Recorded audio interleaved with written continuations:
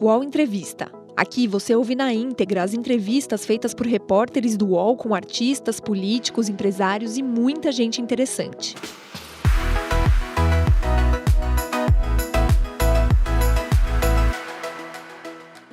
Como é que então o senhor enxerga o embate do governo? Então, esse embate, infelizmente, foi um engano que o presidente Bolsonaro cometeu. Não foi só ele que cometeu esse engano.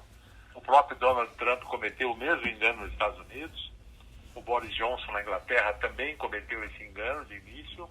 O prefeito de Milão também o cometeu. Vários líderes mundiais subestimaram a importância dessa epidemia e o perigo que ela representa para toda a humanidade. Uhum. O último pronunciamento que o presidente Bolsonaro fez à nação, ele já mudou bastante a postura dele, assim como o Trump mudou, assim como o Boris Johnson mudou. Todo mundo está agora, que a epidemia já evoluiu um pouco mais, enxergando claramente que não se trata de um resfriadozinho, né? É uma coisa muito mais séria. A previsão é milhares e milhares de mortos, a economia está parando. Você veja, agora ontem ainda o Trump estava dizendo que vai suspender todos os voos internos nos Estados Unidos. Veja o que significa isso, não é? Então, o vírus mudou tudo. O vírus mostrou os erros das pessoas em subestimá-lo. O vírus mostrou a precariedade dos países mais pobres para combater essa epidemia. O vírus mostrou a fragilidade da nossa política. E nós estamos fazendo, o ministro Mandetta está fazendo tudo o que pode, o Congresso está se reunindo de forma virtual, o que impõe limites muito sérios. Você viu agora na nossa entrevista a dificuldade que tivemos que abandonar o Skype, né? Os senhores estão usando o Zoom, né? O outro aplicativo para... Isso. O Senado tem um software próprio para isso. As sessões têm corrido bem. Mas a própria dinâmica é muito complicada, porque 81 senadores para falar, se cada um falar 3 minutos sobre um assunto, isso dá 240 minutos, dá 4 horas para discutir um assunto. Isso porque já diminuiu, né? Antes estavam 5 e... Sim, já diminuiu. 5 era inviável, né? Agora passaram para 3 minutos, né? E em alguns casos 2, em alguns casos 1 minuto. E ainda assim a gente consegue discutir no máximo. O máximo que conseguimos discutindo até às 7 horas da noite, outro dia, foram 3 itens. Normalmente é um item só. Então tem bastante limite. Estamos fazendo mais reunião do que nunca. Fazemos reunião de manhã, de tarde, de segunda a sexta. Mas a coisa não anda, é bem complicado. Sim. E a gente, né, viu que o governo, o Congresso, né, primeiro, agora aprovou o auxílio de R$600. Ontem o governo anunciou mais um pacotão, né, para ajudar trabalhadores, ajudar a economia, né, durante essa crise. Mas, especialmente o senhor como grande empresário, como é que o senhor avalia que dá para conciliar os interesses dos empresários e dos trabalhadores nesse período? Olha, Luciana, todos nós vamos sair perdendo nessa crise. Ninguém vai sair dessa crise igual entrou, vai sair pior. Todos. A nossa saúde vai sair mais debilitada, a nossa economia vai sair muito mais debilitada, o nosso governo vai ter uma dívida pública muito maior, um déficit público incrivelmente maior, muitos vão perder emprego, muitos vão perder a vida. E nós não temos ainda muita certeza de quanto tempo isso vai durar, né? Se mais 2 meses, se mais 3 meses. Nós estamos, na verdade, vivendo um dia de cada vez, observando o que acontece na Itália, observando o que acontece na Inglaterra, na França, na Espanha, já que parece que os dados que vêm da China não são muito confiáveis, né? Agora eu estou muito observando o que está acontecendo nos países do Ocidente, que são mais abertos, onde a gente pode ter mais certeza do que está realmente acontecendo. Nós vamos ter prejuízos enormes. Você veja uma coisa, eu vou te dar um exemplo só. Eu recebi hoje uma oferta de passagem para os Estados Unidos de classe executiva a partir de agosto por $700. Até um dia desses, essas passagens custavam $6, $7 mil, né? Então, isso demonstra o grau de desespero que estão as companhias aéreas. Mas não são só as companhias aéreas, né? Restaurantes fechados, indústria automobilística que tem a maior crise dos últimos 14 anos, não estão vendendo carros. E assim a coisa vai se espraiando, vai um setor atingindo o outro, e o país tenta fazer, com, por exemplo, esse auxílio de R$600, mas o governo tem fôlego para fazer isso por 2 meses, por 3 meses. Até onde nós vamos conseguir levar isso, né? Enfim, uma situação muito difícil, e qualquer previsão agora é difícil, é muito difícil. Eu não me arrisco a ter bola de cristal, não. Mas uma coisa eu te garanto, vamos sair perdendo todos. Uns mais, outros menos. Claro que, olha, as fraturas expostas do país estão mais expostas do que nunca. Você veja, por exemplo, o que acontece, né? Nós sempre convivemos com comunidades onde as pessoas dormem, 3, 4 pessoas num mesmo cômodo. Nós sempre convivemos com presídios que tem 40 prisioneiros numa cela, onde na verdade deveria ter 4. Agora, com o coronavírus, tudo isso explode. Tudo isso fica mais exposto do que nunca. Quer dizer, algumas improvisações que nós vimos convivendo com elas deixam de ser viáveis. Elas podem simplesmente matar as pessoas. Pode simplesmente levar o contágio para um ponto total, não é? E nós não temos recursos para atender essa gente toda. Não tem um sistema de saúde nem do Brasil, nem da Noruega, nem da França, nem da Itália. O sistema de saúde nenhum está preparado para isso. E no Brasil, menos ainda, né? Então, realmente é uma situação dramática. Sim. E agora, no Senado, tem se falado de vários projetos, né, alguns inclusive em tramitação, que poderiam ajudar, de certa maneira, a recompor as contas do governo para destinar, né, mais recurso, mais dinheiro para o combate ao coronavírus. O projeto de tributação de lucros e dividendos é uma saída hoje? Ele está em tramitação na CAI? Você veja uma coisa. Nós temos vários projetos de impostos tramitando no Senado. Tem imposto sobre grandes fortunas, tem imposto sobre distribuição de lucro, tem imposto sobre heranças, tem alguns que querem a volta do CPMF. Olha, de um modo geral, Luciano, é muito fácil justificar a criação de um novo imposto. Mas isso pode ser um tiro que sai pela culatra. E eu acho que não é a hora. O Brasil já tem uma carga tributária de mais de 30% do PIB. Numa hora em que as empresas estão cessando as suas receitas, numa hora em que o governo está adiando o recolhimento do imposto de renda para junho, numa hora em que está tentando injetar dinheiro nas empresas, você fazer qualquer coisa para tirar mais dinheiro dessas empresas, vai na contramão de tudo que o governo está fazendo. Eu acho que não é a hora de criar mais dificuldades para as empresas, a hora é de criar facilidades. Não é hora de pensar no ajuste fiscal. O ajuste fiscal vai ter que ficar para depois da crise.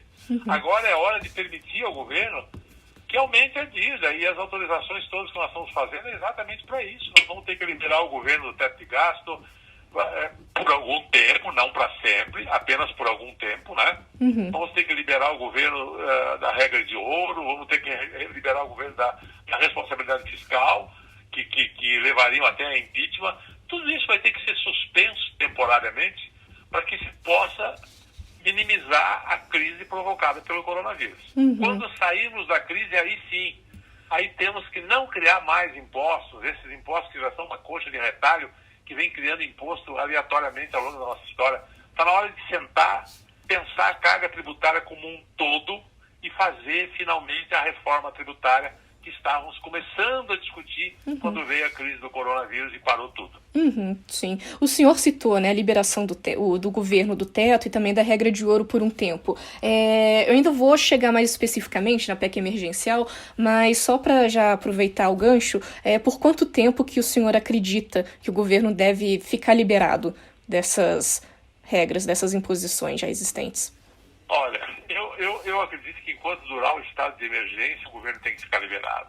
Ou seja, o estado de emergência começou agora em março e deve ir até dezembro, se eu não estou enganado, né? Isso, o estado de calamidade pública. O estado de calamidade pública. Eu acho que esse período, pelo menos, não há como exigir que o governo se comporte de forma diferente, que não seja, infelizmente, quebrando esses obstáculos todos, para depois, o ano que vem, sim, aí voltar a ter um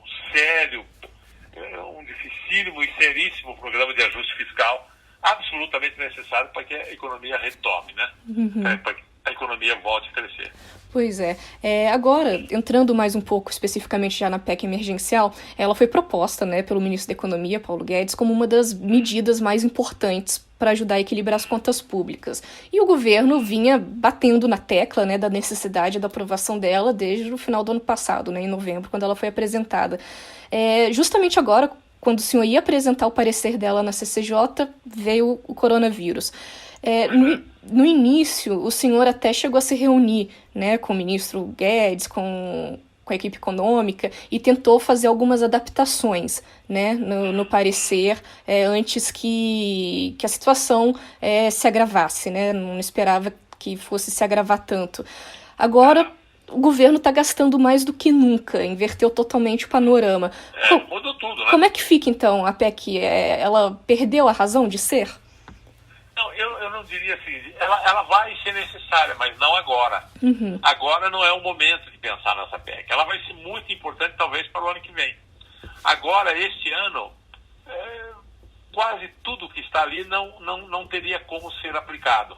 Esse ano não é o ano de se criar restrições à economia, não é a hora de novo, de falar em se preocupar com o déficit fiscal. A PEC emergencial, ela tinha instrumentos, claro, e ela tem, né, para os governadores, para o governo federal, para cortar despesas e para fazer com que o déficit da União e dos estados diminuam. Não é? Para a gente ter realmente uma saúde fiscal, que é necessária, que é importante. Agora, não nessa época que nós estamos vivendo, não durante a pandemia. Agora é hora de fazer exatamente o contrário. Agora é hora de aumentar o déficit fiscal. É hora de permitir que o governo gaste mais do que se podia imaginar que isso fosse acontecer. Fazendo uma comparação, você, na sua família, digamos, que estivesse fazendo um plano de poupança, fazendo regras para chegar a um determinado objetivo, né? Comprar um carro, construir uma casa, coisa que vale. No meio do caminho, alguém da família teve um problema de saúde muito sério.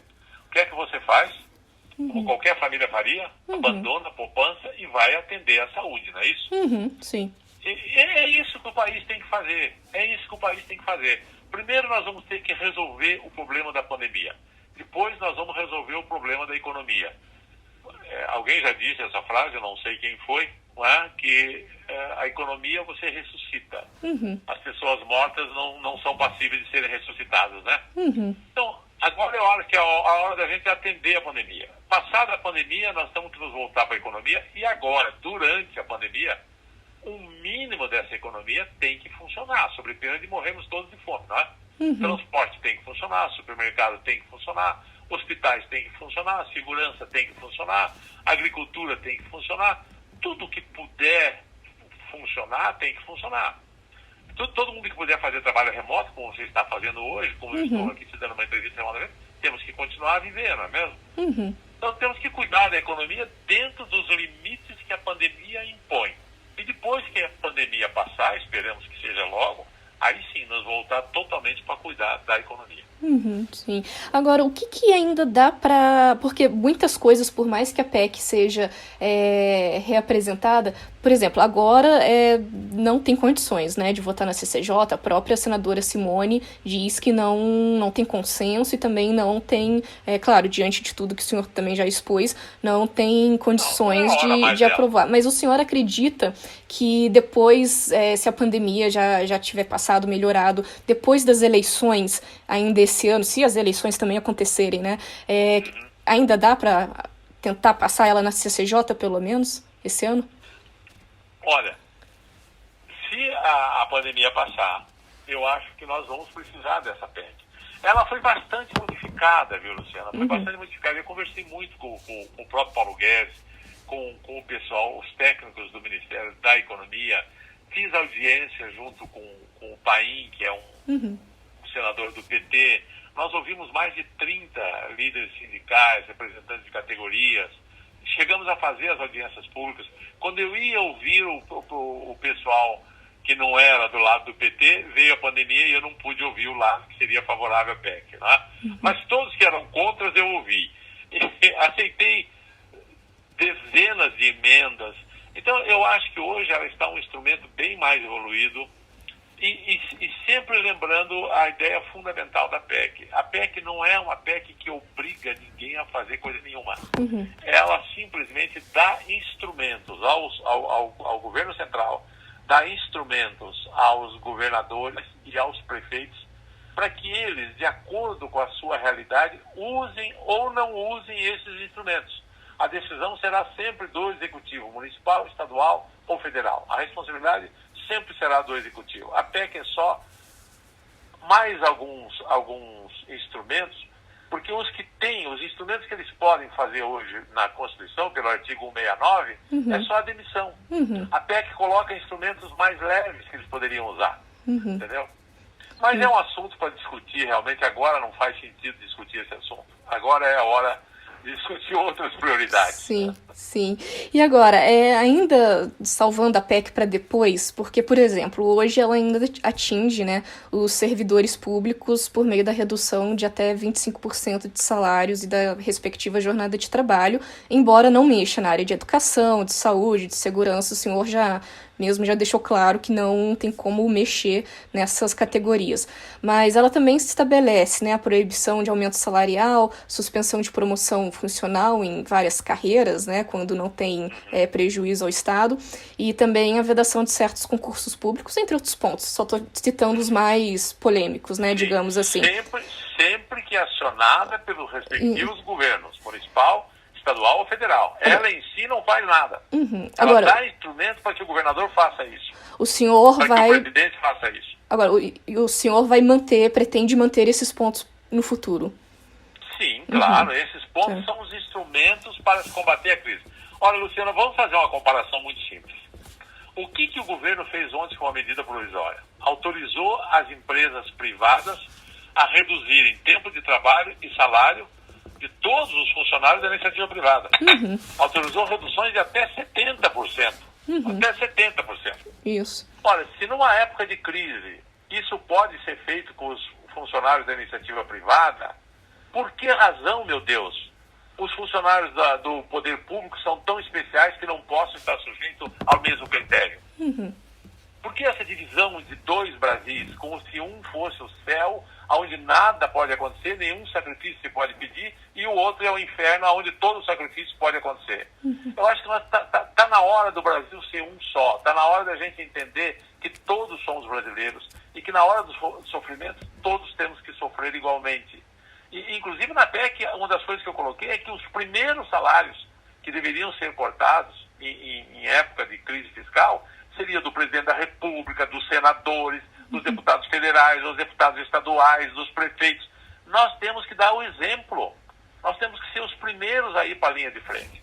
Se fala hoje, por exemplo, em criar novo imposto. Um absurdo total. Não é a hora de criar imposto. Mas se você falar hoje, por exemplo, vamos reduzir em 10% a folha de pagamento do governo, sabe quanto que dá isso? Dá 35 bilhões no ano. Poderia ser jogado para o coronavírus. Se reduzir 10% do salário de todos os funcionários públicos, não afeta ninguém, dá para aguentar. Só que ninguém fala nisso, não é? Pois é, eu até ia te perguntar então, o senhor então é a favor na redução de salários, né, nos 3 poderes, nos 3 âmbitos? Eu não sou, eu sou favorável a dar instrumentos ao governador, ao prefeito e ao presidente da República que eles possam fazer isso. Assim como o presidente agora deu instrumentos às empresas privadas para que elas possam fazer isso. Se a empresa vai fazer ou não, é decisão de cada diretor. Tem empresa hoje que não justifica fazer isso.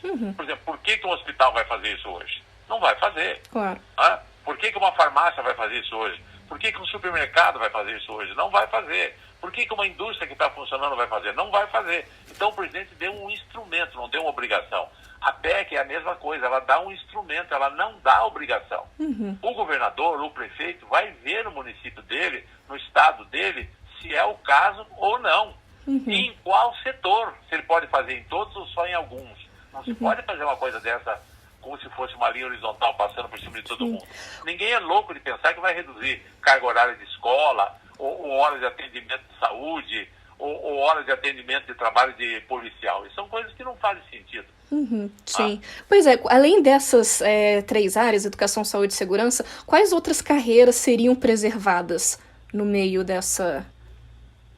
Olha, Luciana, muito difícil de enumerar todas elas. Por isso que eu digo, a PEC não obriga ninguém Sim. a nada. Isso o governador, isso o prefeito, isso o presidente vai ter que analisar caso a caso. São dezenas, às vezes até centenas de carreiras que precisam ser analisadas uma por uma. Eu, sinceramente, não tenho condição de te enumerar quais são elas agora. Tá, não, tranquilo. Até o senhor está, né, batendo bastante nessa tecla dos estados, dos municípios. Tem uma emenda, inclusive, da senadora Simone, que defende que os estados e municípios tenham autonomia para decidir a redução, que isso não fique só ligado ao governo federal. O senhor apoia essa emenda? Não só apoio, como isso já está na PEC. A PEC já foi concebida assim. A própria PEC que veio do Ministério da Fazenda já veio nesses termos. De novo, é um instrumento, não é uma obrigação. Tá, para eles terem autonomia, né? Não dependerem só do governo federal na hora de... Imagine, até porque é um absurdo você querer fazer isso uma regra para todo mundo. Um estado a realidade é uma, no outro é completamente diferente. Num município é uma realidade, em outro é outra completamente diferente. Não tem sentido você querer padronizar todo mundo, né? Sim.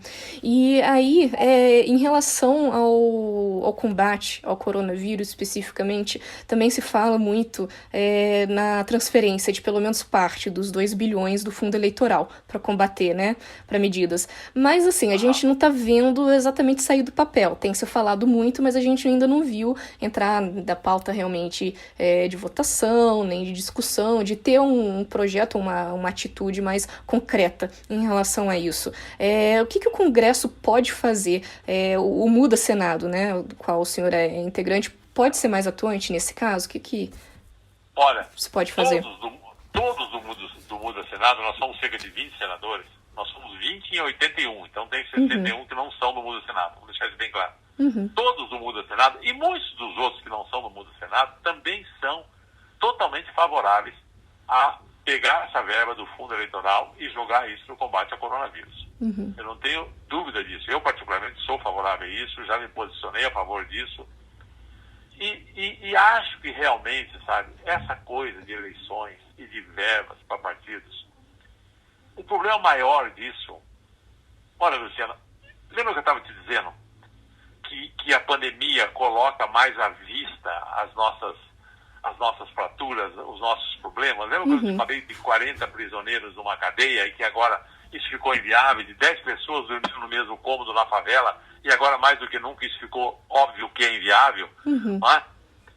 Então, assim como está colocando à vista as nossas mazelas sociais, a pandemia está colocando às vistas também de todo mundo as nossas mazelas políticas, a nossa desorganização política. O Brasil tem uma quantidade absurda de partidos políticos. Essa legislação eleitoral nossa está inteira comprometida. Esses partidos são verdadeiras propriedades privadas, eles têm bônus. E a existência do fundo partidário, que é 1 bilhão, e do fundo eleitoral, que agora está em 2 bilhões, então são 3 bilhões no ano, isso atiça muita gente a querer ser dono de um pedaço desse dinheiro. E é por isso que se criam tantos partidos. Nós tínhamos que reformar a legislação eleitoral inteira. Nós tínhamos que ter, para ser um país mais sério, 2 ou 3 partidos tendo acesso a algum financiamento de campanha público, se é que é o caso de existir isso. Eu, particularmente, sou contra. Acho que deveria se proibir financiamento público, financiamento de empresa, e permitir apenas e tão somente financiamento privado e limitar por pessoa. Porque sempre que eu falo isso, diz assim, só os ricos é que vão poder ser candidatos. Mentira. Primeiro, porque nem todo rico quer ser candidato a coisa nenhuma. Ele já tem a vida dele para tocar. Segundo, que se nós proibirmos gastos em campanha e limitarmos a doação de cada um, mesmo que o cara seja rico, você coloca a doação máxima é 5 mil reais. Pronto, o cara pode ser dono de 10 bilhões, ele só pode colocar 5 mil na campanha dele. E você cria uma igualdade de condição entre as pessoas. Agora perdão, pode falar. Nós temos que reformar o sistema político inteiro.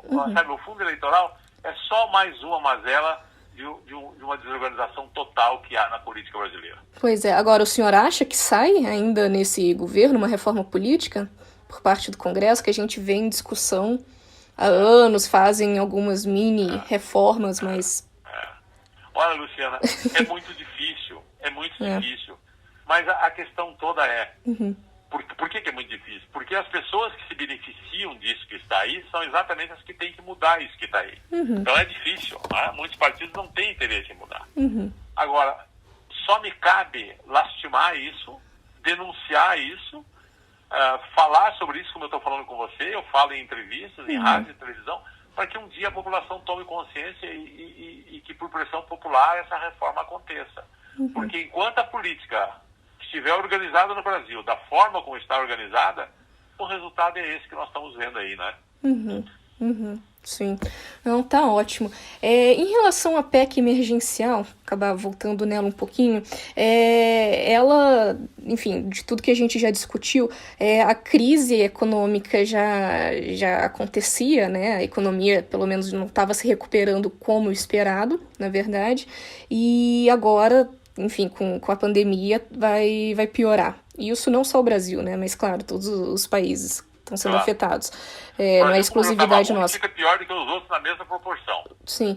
Agora, pois e aí a PEC emergencial, como ela vem justamente para tentar equilibrar as contas públicas, e justamente essas contas públicas vão ficar pior ainda, no mundo ideal, era bom ter uma PEC ainda mais rígida depois da pandemia? Isso no mundo ideal. Não acho necessário. Eu acho que a PEC tem os instrumentos suficientes para ajudar com que governadores e prefeitos e o presidente da República saiam da crise. Saiam da crise fiscal. Acho que não precisa mais do que tem ali. Acho que não. A resposta é não. Não, tá ótimo. Bem, senador, tem algum ponto que eu não abordei, que o senhor gostaria de falar, de comentar? Alguma questão? Olha, se você me permitir um último comentário, claro. Eu quero dizer o seguinte: eu tenho vivido no Senado, nas reuniões de decisão remota, um clima inédito, um clima de vários assuntos terem sido aprovados por unanimidade. Eu até fiz um comentário outro dia que o Nelson Rodrigues dizia que toda unanimidade é burra. E quem pensa com a unanimidade nem precisaria pensar, não é? É uma frase famosa dele. Mas eu acho que a unanimidade que nós estamos vivendo hoje no Senado é a unanimidade do coração. É a unanimidade de fazer coisas para proteger a vida das pessoas, de fazer coisas para colocar comida na mesa das pessoas. E essa unanimidade não é burra, essa unanimidade é inteligente. Mas só que essa unanimidade vai acabar logo. E eu tenho feito um apelo enorme aos meus colegas congressistas, que a gente possa, se não ter a unanimidade, mas pelo menos ter a maioria, não na emoção, não no coração, mas na razão, no cérebro, para promover as reformas que esse Brasil vai precisar. Essas exatamente que estávamos falando, da política, dos tributos. Nós temos que fazer uma reforma da nossa justiça, que também é uma coisa muito séria. Nós temos algumas reformas estruturantes nesse país que falamos há anos e que não fazemos. O dia que tivermos uma maioria de pessoas conscientes, não é? Aí até nós vamos ter um coração mais cheio de alegria e com mais esperança nesse país. Sim, não, tem razão. E agora, é impressionante que agora até também está tendo reunião de líderes, né? Coisa que não acontecia, na verdade, antes. Tá tendo reunião, todo santo dia tem reunião. Daqui a pouco vamos ter uma reunião mais uma virtual hoje à tarde e amanhã cedo tem outra. Pois é, coisa que não acontecia há um ano. Tá ótimo, senador. Muito obrigada pela conversa. Um grande abraço. Tá bom, um abraço. Obrigada.